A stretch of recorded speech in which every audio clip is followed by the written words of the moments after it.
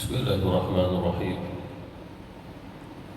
الحمد لله رب العالمين، والصلاة والسلام على نبينا محمد وعلى آله وصحبه أجمعين. أشهد أن لا إله إلا الله وحده لا شريك له، وأشهد أن محمدا عبده ورسوله وهو حبيبه وصفيه خليله، وبعد. السلام عليكم ورحمة الله وبركاته. InsyaAllah perbahasan kita berkaitan dengan as-salah. Dalam sebuah hadis baginda Rasulullah yang diriwayatkan oleh Buraidah radhiyallahu anhu, di mana baginda Rasulullah sallallahu alaihi wasallam pernah bersabda, "Man taraka salata al-'asri faqad habita 'amaluhu." Hadis sahih riwayat Imam Al-Bukhari daripada Buraidah radhiyallahu anhu. Dia mendengar baginda Rasulullah sallallahu alaihi wasallam bersabda, maksudnya barang siapa yang meninggalkan solat asar, maka gugurlah segala amalnya. Hadis sahih riwayat Imam Al-Bukhari. Walaupun begitu, hadis baginda Rasulullah sallallahu alaihi wasallam bukan difahami secara zahir ayat, zahir makna, zahir terjemahan, tetapi hadis baginda Rasulullah sallallahu alaihi wasallam perlu difahami melalui takwilan ataupun syarahannya. Itulah syarah terhadap hadis ini. Yang mensyarahkannya adalah ulama-ulama hadis, seperti mana Imam Ibn Hajar Al-Asqalani yang mensyarahkan kitab Sahih Bukhari, di mana kitabnya bernama Fathul Bari. Nabi sallallahu alaihi wasallam sabda, "Man taraka salat al-'asri," barang siapa yang meninggalkan solat asar, faqad habita 'amaluhu, maka gugurlah, leburlah, hilanglah segala amalnya. Lalu bagaimana kita nak memahami maksud hadis ini? Yang disyarahkan oleh ulama-ulama kita, iaitulah benar-benar meninggalkannya kerana muta'ammidan, sengaja. Disebabkan ada juga riwayat daripada hadis yang lain, Rasulullah sallallahu alaihi wasallam sabda, "Man taraka salat al-'asri muta'ammidan," barang siapa yang dia itu meninggalkan solat asar muta'ammidan, sengaja meninggalkan. Itu dari riwayat yang lain. Muta'ammidan maksudnya memang sengaja. Maksud sengaja adalah dia mengetahui waktu solat asar telah masuk dan dia tahu kewajipan solat asar, dan dia juga tahu hukum meninggalkannya, dosanya besar, dan dia tidak lupa.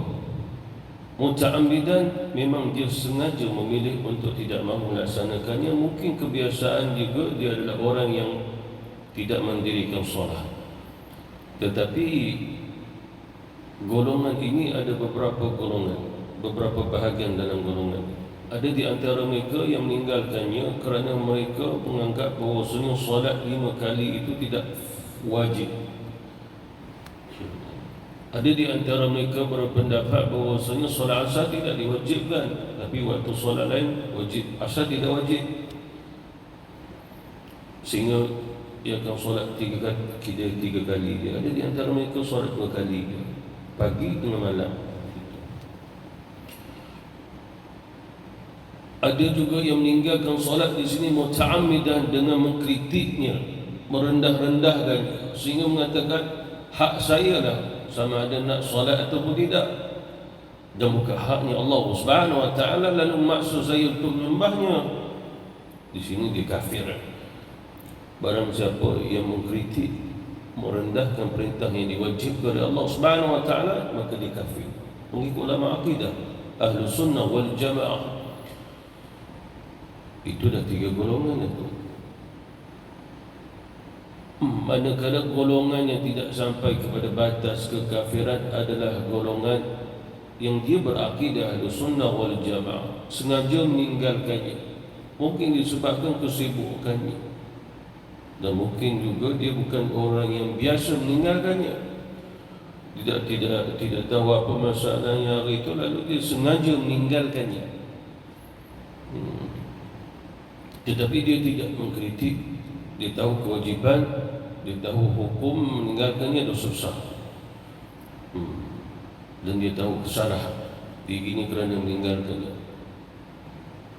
Tetapi kita Rasulullah SAW mengatakan, barang siapa sahaja yang meninggalkannya sengaja begitu, faqad habita amaluhu, lebur, hilang, gugur akan amal-amalnya.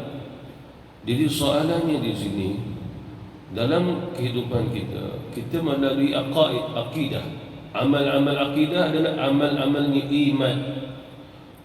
Beriman kepada Allah, beriman kepada Rasul, beriman kepada kitab, beriman kepada para nabi-nabi, beriman kepada qada dan qadar. Rukun iman dalam Islam. Begitu juga sya'abul iman, ada lebih 70 sya'abul iman. Lalu kita ada i'tiqad. Adakah pahala i'tiqad kita juga gugur? Maknanya adakah gugurnya akidah kita kalau kerana meninggalkan solat asar? Begitu. Ada di antara mazhab dipandang pada akidah. Mereka berfatwa dengan hadis ini juga. Man taraka salat al-'asri muta'ammidan, maksudnya seperti mana? Man taraka salat kulluha muta'ammidan, makna seolah-olah solat ditinggalkan semua dengan sengaja. Faqad kafir. Faqad kafar maksudnya kafir, maka dia telah kafir. Seperti mana mazhabnya Mu'tazilah. Mazhab Mu'tazilah berfatwa ini sudah akidatul Islam. Barang siapa yang meninggalkan solat dengan sengaja maka dia kafir. Walaupun itu ada juga di antara ulama mutaakhirin yang berpegang fatwa demikian. Maksudnya seseorang yang sengaja meninggalkan solat tapi dia tidak mengkritik, tidak menghina, dan dia tahu kewajiban, tapi sengaja meninggalkannya, tetap juga ada di antara ulama mutaakhirin kata dia kafir hari itu. Tetap kafir. Kalau dia tidak kembali solat bertaubat kepada Allah Subhanahu wa taala, maka dia kekal dalam neraka selama-lamanya. Manakala kita yang berakidah Ahlussunnah wal Jamaah berfatwa, barang siapa yang meninggalkan solat walaupun sengaja tetapi tidak sampai menghinanya, mengkritiknya, merendah-rendahkan kewajibannya, maka tidak kafir, cuma dia menanggung dosa besar kerana meninggalkan solat. Ini kes muta'abbidan, sengaja meninggalkannya. Lalu bagaimana nak memahami pula pada lafaz faqad habita amaluhu, maka gugur, lebur, hilanglah pahala amalnya. Sebahagian ulama mengatakan yang hilang itu lebur adalah pahala amal yang terkait dengan pahalanya solat pada hari itu. Seperti mana contoh dikiaskan dengan ayat Quran, hafizu 'ala salati was-salati was-salati al-wusta, peliharalah akan kamu seluruh akan waktu-waktu solat. Mana solat pada waktunya, semua solat. Salatul wusta, hafizu 'ala salawati was-salatul wusta, dan begitu juga disebut oleh Allah salatul wusta. Jumhur ulama berfatwa salatul wusta adalah solat asar. Lalu sebagian ulama memahami maksud daripada ayat Quran dikaitkan dengan hadis Rasulullah tadi adalah satu hari kita diperintah solat 5 kali sehari semalam. Salatul wusta, solatnya asar. Lalu apa maksudnya faqad habita amaluhu, yang dikaitkan amaluhu kembali balik solat dia. Contoh, dia solat subuh, dia solat zuhur, dia solat maghrib, dia solat isyak, asar sengaja meninggalkannya, maka 4 waktu yang telah dia tunaikan itu habita amaluhu, gugur semua pahala 4 waktu solat. Ada ulama-ulama yang menyatakan takwilan dan mensyarahkan dengan maksud itu. Ada sebagai ulama mensyarahkan hadis itu dengan maksud oleh kerana kefarduan solat itu besar, maka gugur amal-amal bawah daripada amal-amal solat. Seperti mana contoh, seseorang itu dia solat sunat, solat sunat sebelum zuhur, solat sunat selepas zuhur, solat sunat sebelum maghrib, solat tahajud, solat duha, macam-macam jenis solat hajat pun ada. Tetapi sengaja meninggalkan akan solat asarnya, maka segala daripada amal-amal solat tadi bukan sekadar yang dikaitkan solat fardu, yang terikat dengan solat sunat pun lebur pahalanya. Sebagai ulama mengatakan batalnya adalah pahalanya. Rugilah sebab apa? Dah beramal lalu tidak diterima oleh Allah Subhanahu wa taala amal, ataupun sebagai ulama kata dia dah beramal, dah dapat pahala, lalu Allah gugur kepala kerana meninggalkan sengaja solat asar. Di sini sebagai ulama menyatakan cukup baginda Rasulullah sallallahu alaihi wasallam menyebut solat asar, mengkaitkan semua waktu solat. Sebagian lagi kata ulama, faqad habita amaluhu, yang dikaitkan di sini adalah dia zikir, dia baca Quran, dia selawat Rasulullah, dia sedekah. Amal-amal pahala, amal-amal yang memberi pahala, amal-amal nafilah yang sunnah, itu semua tidak diwajibkan oleh Allah Subhanahu wa taala. Tapi oleh kerana dia meninggalkan kefarduan walaupun satu waktu, gugur pahala-pahala zikir, pahala-pahala solat itu. Perlu difahami dengan cara apa yang difahami oleh ulama kita, dan bukan difahami dengan akal kita. Dan saya tidak memahami dengan akal saya pun mengambil naqal daripada ulama-ulama yang memfatwakannya kepada kita. Itu jalan yang lebih selamat. Sebagian lagi kata ulama, faqad habita amalu, seluruh amal-amalnya, seluruh kecuali yang berkaitan dengan aqaid, akidah. Maknanya imannya tak gugur, akidahnya tak gugur, dia masih Islam, dia masih beriman. Tapi pahala-pahala yang lain gugur. Masya Allah. Pasti seseorang akan bertanya, saya telah melaksanakan solat 20 tahun tak pernah tinggal, hanya satu hari itu saja saya disibuk dengan musyarat ini, musyarat itu, urusan ini, dan saya tahu waktu dah masuk. Kemudian bersembang dengan kawan-kawan, nak sign itu, nak sign ini. Ini contoh. Dia tahu waktu makin mendekat, nak habislah, dibiarkan. Kawan pula datang nak belanja makan, lalu dalam hatinya, tak apalah, aku qadha je lah solat. Maka sebagai ulama kata, dengan sifat sengaja aku qadha lah solatku, maka habis 20 tahun punya pahala. Ada juga ulama-ulama kita memahami sampai peringkat begitu. Hanya soalannya, apakah kita boleh kembali untuk mendapatkan pahala-pahala itu kalau sekiranya Nabi kata faqad habita amaluhu? Sebagai ulama mengatakan bahawa ini adalah satu terbiah bagi umatnya agar jangan meninggalkan solat. Itu maksudnya terbiah. Sama ada berlaku faqad habita amaluhu ataupun tidak, kembali atas rahmat Allah Subhanahu wa taala. Disebabkan apa?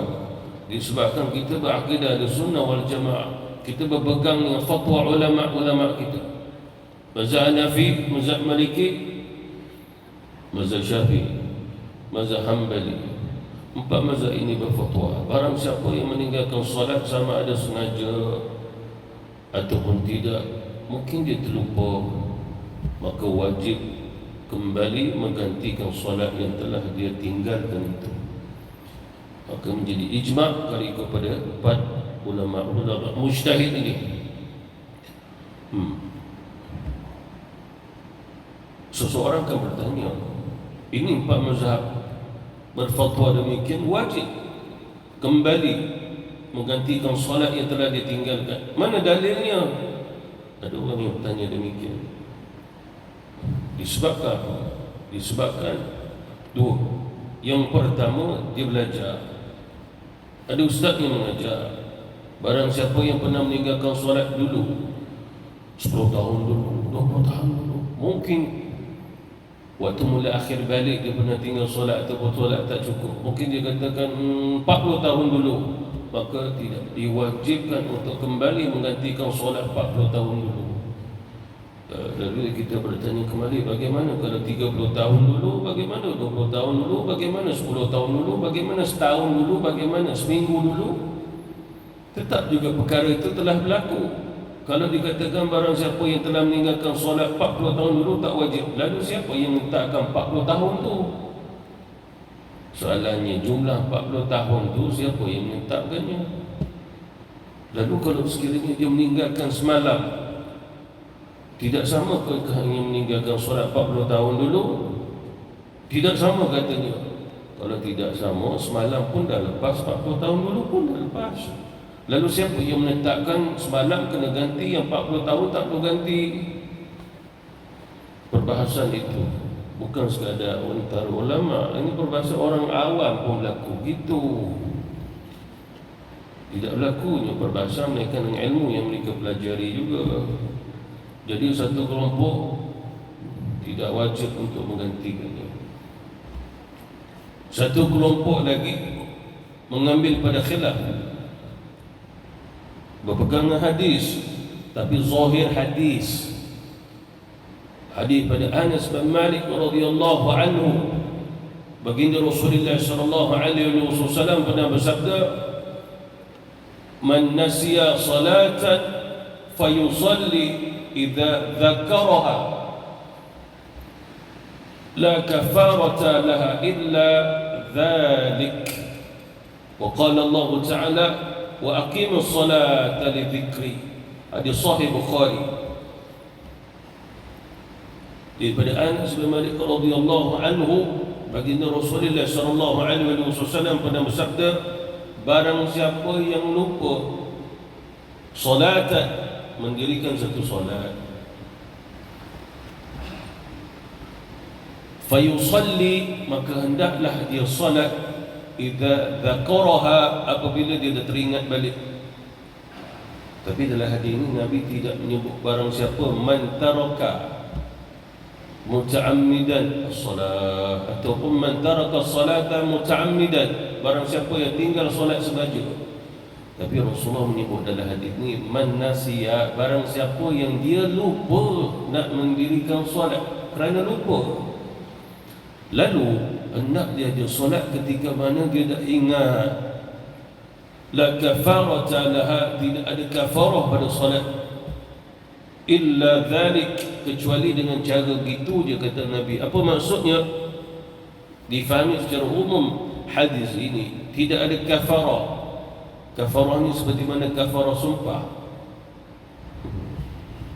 seperti mana dia bernazar, dia langgar sumpah, langgar nazar, maka memberi makan sekian-sekian jumlah orang miskin, ataupun berpuasa sekian-sekian jumlah hari, ada kafarah. Jadi Rasulullah tidak mengkaitkan bahawa sini barang siapa yang meninggalkan satu solat maka hendaklah memberi makan 60 orang miskin, ataupun 10 orang miskin, ataupun berpuasa 3 hari berturut-turut. Tidak disebut oleh Rasulullah sallallahu alaihi wasallam, tapi yang disebut oleh Nabi, la kafarata la illa dhalik. Kafarahnya kembali dengan mendirikan solat. Hadis sahih Bukhari. Lalu Nabi mengkaitkan dengan firman Allah, wa aqimus salata li dzikri, dan dirikanlah solat semata-mata untuk mengingatiku. Walaupun begitu, banyak pendapat ulama tentang ayat ini, wa aqimus salata li dzikri. Tetapi ayat hadis ini diambil menjadi usul, barang siapa yang meninggalkan solat kerana lupa lalu dia teringat, maka kenalah mendirikan solat. Apa maksudnya? Itu kafarah. Maksudnya gantilah solat yang telah dia tinggalkan kerana lupa. Tetapi sebahagian sebahagian mengambil zahir makna hadis ini, yaknilah saya tinggal solat sengaja, maka saya tak perlulah nak ganti sebab saya tinggal sengaja, saya tak lupa. Hadis ini kata Rasulullah kata barang siapa tinggal solat dengan keadaan dia lupa, maka hendaklah dia solat. Yang memahami hadis ini secara umum, hadis ini secara zahir, Barang siapa tinggal solat sebab dia lupa, wajib ganti. Barang siapa yang tinggal solat sengaja, tak wajib ganti. Pakai hadis ni juga. Walaupun begitu, kita tidak boleh memahami hadis ini dengan cara ikhtilaf atau mukhilaf di antara ulama-ulama dengan apa yang berlaku berkaitan dengan hadis. Tetapi kita perlu ambil kembali melalui jalan qawaid fiqhiyah dan juga usul fiqh. Itu jauh lebih selamat. Disebabkan ulama kita yang empat mazhab, dia tidak memahami hadis ini hanya secara zahir, tapi mesti melalui qiyas. Maksudnya apa? Dalam Quran Allah Subhanahu wa taala perintah seseorang walaupun dalam keadaan perang sekalipun wajib mendirikan solat. Lalu kalau tak perang, dalam keadaan aman, wajib juga mendirikan solat. Makna menunjukkan bahawasanya kalau perang pun Allah perintah solat jangan tinggal, apatah lagi kalau tak perang. Itu qiyas, analogi, qiyas. Seperti mana dalam ayat lain, hafizu ala salati wa hafizu ala salawati wa salati wusta wa qumu lillahi qanitin fa in khiftum farijalan aw rukbana. Fa in khiftum, apabila kamu dalam keadaan takut, kamu boleh solat dalam keadaan farijalan aw rukbana, kamu boleh solat dalam keadaan berlari ataupun dalam keadaan berkenderaan sekalipun. Apa maksudnya? Kata ulama, seseorang dalam keadaan darurah, banjir datang, waktu solat pun dah masuk, lalu dia boleh solat dalam keadaan sesuai dalam keadaan musibah tadi. Ini disebut juga oleh ulama-ulama kita dalam fatwa. Apabila datangnya darurah atas mereka, maka solatlah dalam keadaan darurah tersebut, tapi jangan tinggal solat. Seperti mana contoh orang akhir zaman, dia memahami dia darurah, lalu dia tinggalkan solat. Tapi bila dia terberak kencing, dia boleh pergi toilet, itu tak darurah. Itu dia tinggal solat kerana dia rasa darurah. Tapi bila dia nak berak kencing, dia boleh pergi tandas 10-15 minit. Solat 5 minit dia lalu dihukum saya darurah, tak perlu solat.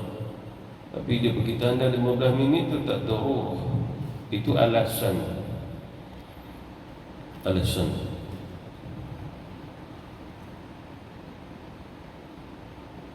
Lalu apabila kita lihat pendapat yang paling kuat, tidak lain, kalau Nabi kata barang siapa lupa pun kena ganti solat, apatah lagi muta'ammidan, sengaja tinggal. Itu maksud. Dan Rasulullah telah mengingatkan kalau sekiranya dia meninggalkan solat, Nabi bagi contoh satu solat asar saja, faqad habita amalu, habis lebur pahalanya. Maknanya satu ingatan yang keras daripada Rasul, sebab kita tak mau amal kita gugur pahalanya kerana satu solat yang kita tinggalkan. Lalu kaidahnya kata Rasulullah sallallahu alaihi wasallam, maka la kafarata laha illa dhalik, tidak ada kafarah kalau dia nak kembali pahalanya tidak lebur, tidak hilang, ganti balik solat. Itu yang lebih difahami oleh kita melalui fatwa ulama, ganti solat. Seperti mana kata Imam Ibn Hajar Asqalani dalam mazhab Syafi'i, semoga orang yang menggantikan solat, Allah Subhanahu wa taala tidak menghilangkan, meleburkan pahala solatnya yang lain. Semoga orang yang bertaubat kembali mendirikan solat, maka tidak hilang juga akan pahala-pahala amalan-amalan kefarduan yang lain. Seperti mana contoh dalam fatwa ulama-ulama kita, ada juga pendapat ulama kita berfatwa bulan Ramadan seseorang itu tidak meninggalkan puasa Ramadan, tapi dia tidak solat secara lengkap. Ada di antara mereka tidak meninggalkan sahur, lepas sahur tidur, Pukul 9, pukul 10 baru dia bangun. Lebih-lebih pukul hari Sabtu, hari Ahad dia meninggalkan solat fardu subuh. Muta'ammidan, sengaja. Lalu dia terus berpuasa Ramadan. Sebagai ulama kita dalam mazhab Syafi'i juga berfatwa, maka pahala ataupun puasa Ramadan yang hari itu tidak sah kerana meninggalkan solat hari itu. Kalau semalam pun perangainya yang sama, puasa Ramadan yang semalam pun tidak sah. Apa maksud tidak sah? Tidak diterima oleh Allah, bahkan tidak ada pahalanya, macam tak puasa. Sebab ulama ditanya tentang adakah puasa Ramadan seseorang diterima kalau dia tidak mendirikan solat. Sebagai ulama kata dia berkaitan. Apabila berkaitan, maka solatnya itu, apabila dia berkaitan, maka puasa Ramadannya tertolak. Fahuwa radd, tertolak. Maksud tertolak di sini adalah dia tidak dapat pahala dalam puasanya. Cuma soalan sah atau tidak, jawapannya sah. Sebagai ulama kata tidak sah. Maknanya puasa Ramadan sah tetapi tak ada pahala, zero saja. Sebagai ulama kata puasanya pun tidak sah kalau dia tak solat.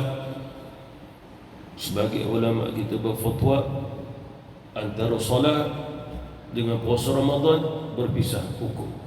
Apa maksudnya? Di akhirat Allah Subhanahu Wa Taala menghukum dia hanya disebabkan kerana dia meninggalkan solat dan bukan meninggalkan puasa dia. Wallahu ta'ala alam. Walaupun begitu, kita bagi talibul ilmi, bagi orang yang belajar, jangan sampai kita berminat mengambil pendapat-pendapat yang agak ringan. Ringan ni maksud apa? Sehingga berminat untuk meninggalkan solat ataupun menyia-nyiakannya, menganggap ringannya perintah kewajiban solat, sehinggalah ada di antara kita apabila dah sampai pada hujung waktu barulah dia mendirikan solat. Satu amalan yang kebiasaan dia lakukan begitu. Bila dah nak masuk asar pun nak solat zuhur, dah nak habis solat asar, nak masuk maghrib pun nak solat asar,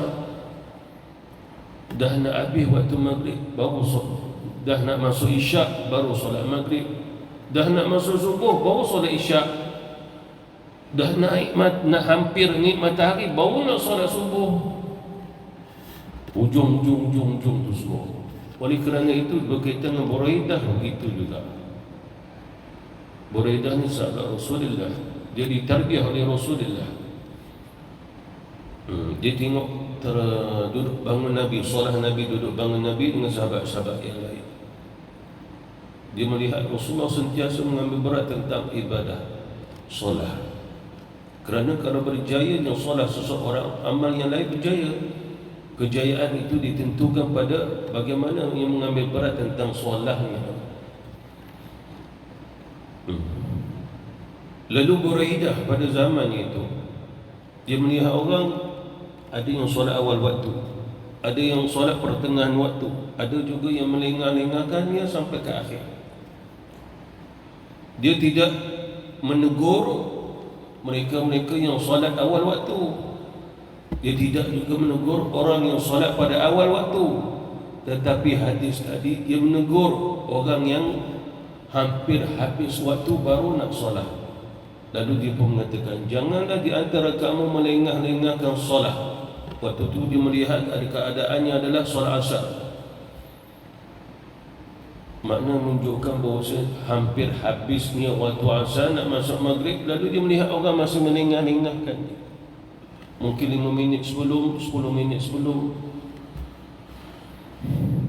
Bahkan dalam hadis Rasulullah SAW dalam kitab Sahih Bukhari juga, Nabi mengatakan barang siapa yang sengaja meninggalkan solat asar, seakan-akan dia telah kehilangan keluarganya atau bendanya semua. Bukan hakikat. Nabi kata seakan-akan. Apa maksudnya di sini? Maksudnya seolah-olah tidak ada apanya kehidupan kita kalau sekiranya sengaja meninggalkan solat itu maksudnya. Tidak ada tempat. Sehingga waktu zaman Sayyidina Umar, dia jadi khalifah, dia ditikam musuh. dalam keadaan sakit, dalam keadaan badannya itu dibalut pada bahagian tusukan itu, tapi darah masih keluar. Lalu seseorang mengatakan, "Ya Umar, boleh saja engkau salat di rumah, tidak perlu berjemaah dengan kami. Ya Umar, engkau boleh salat dalam keadaan uzurmu." Duduk.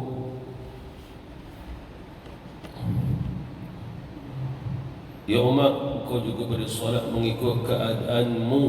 Apa maksudnya? Dia boleh solat di akhir waktu dengan cara menjamakkannya. Jamak suri. Bahkan dalam mazhab Syafi'i berfatwa diharuskan seseorang dalam keadaan sakit berat begitu menjamakkan solat, cuma tidak boleh qasar. Jamak saja. Zuhur, asar, 4 dia tak boleh qasar, 2 itu saja. Begitu juga maghrib 3 dan 4.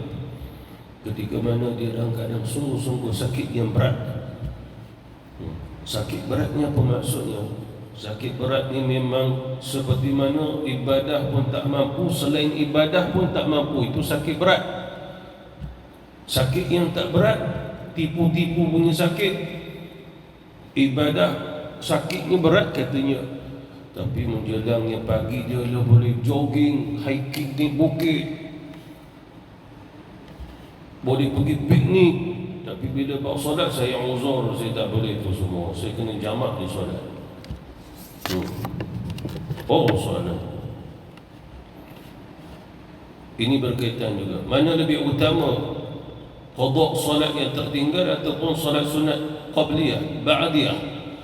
Solat sebelum, solat selepas. Seperti mana solat fardu kita ada kaitan dengan solat-solat rawatib. Ada yang muakkad, ada juga tidak muakkad.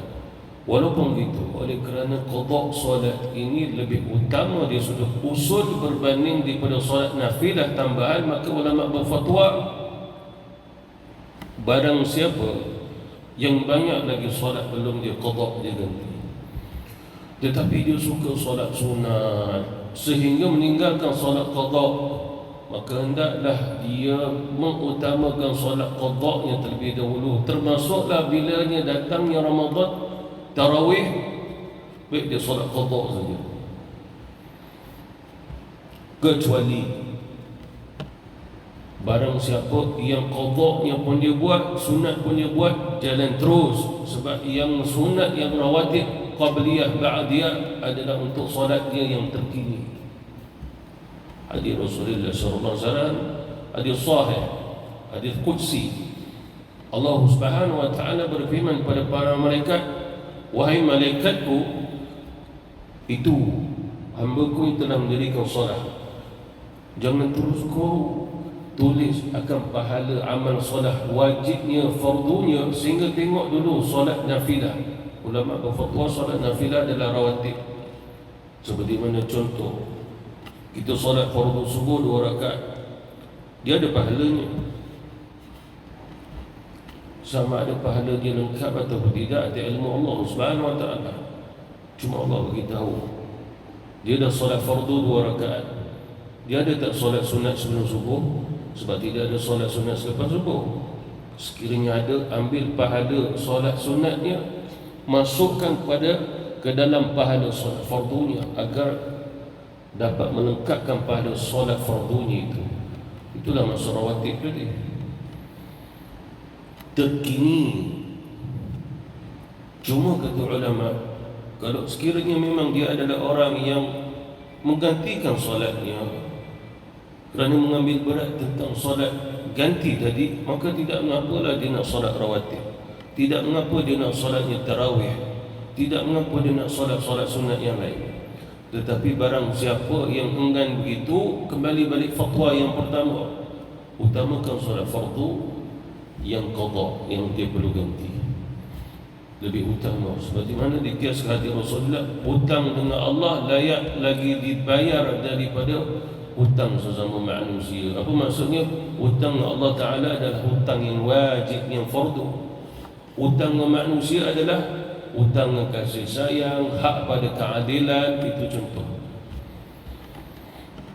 Jadi jawapannya adalah 2 saja fatwa ulama. Walaupun ada fatwa yang lain, tetapi kita ambil yang 2 ini sebab dia menjadi praktikal Kalau sekiranya kita minat untuk solat sunat, bahkan sepanjang malam solat sunat, tapi dia banyak lagi solat fardu, maka tinggalkan saja sepanjang malam solat sunat, baik diganti saja.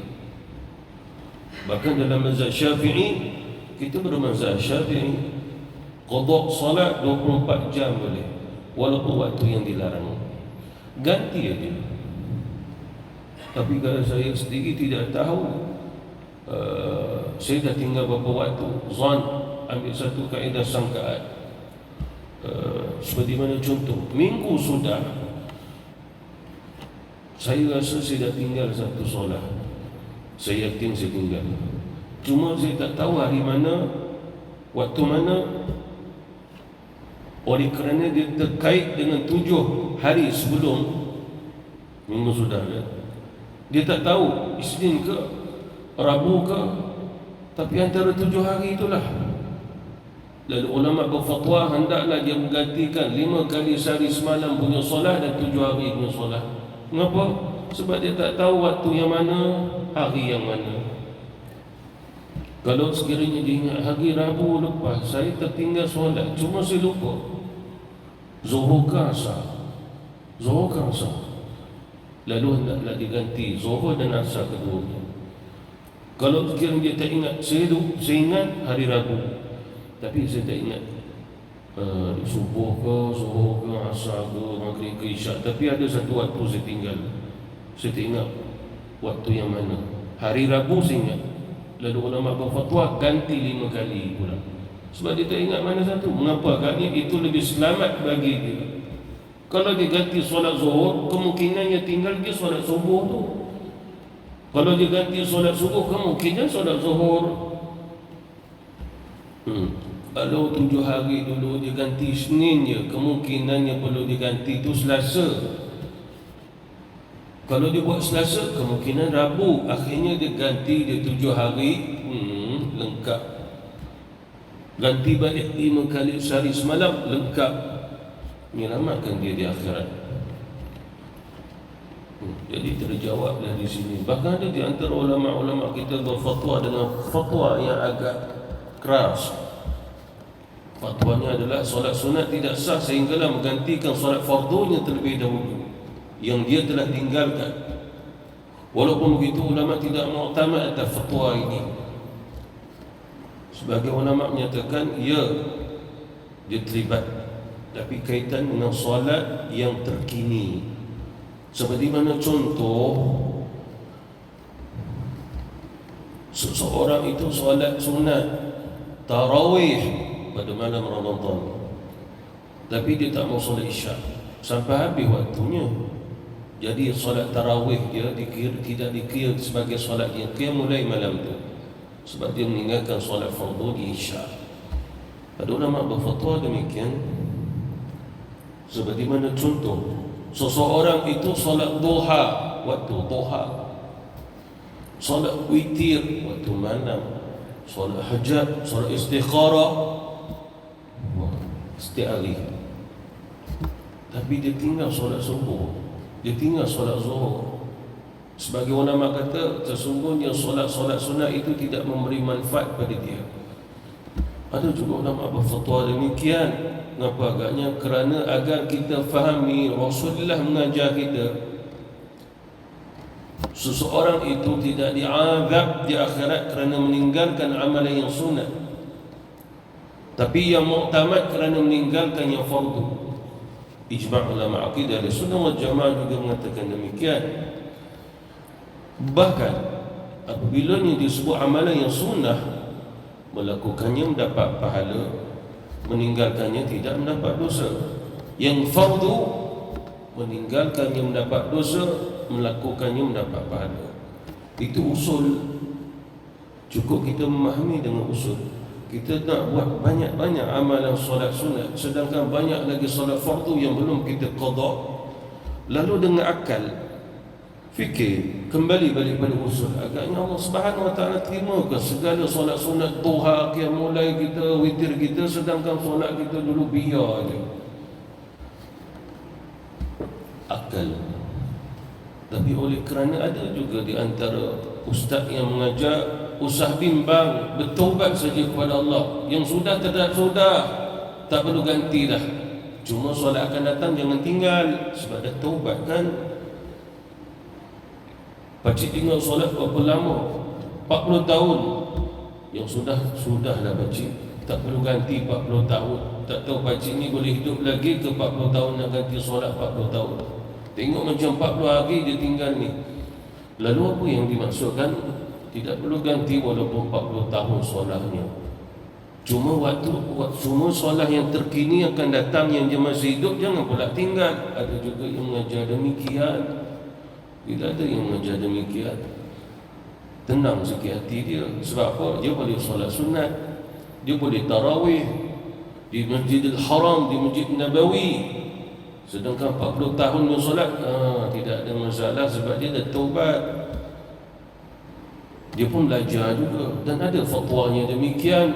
Tetapi fatwa ini tidak terdapat dalam fatwa 4 mazhab kita tadi. Bahkan Imam Ibn Hajar Asqalani mengatakan fatwa demikian adalah fatwa yang dhaif.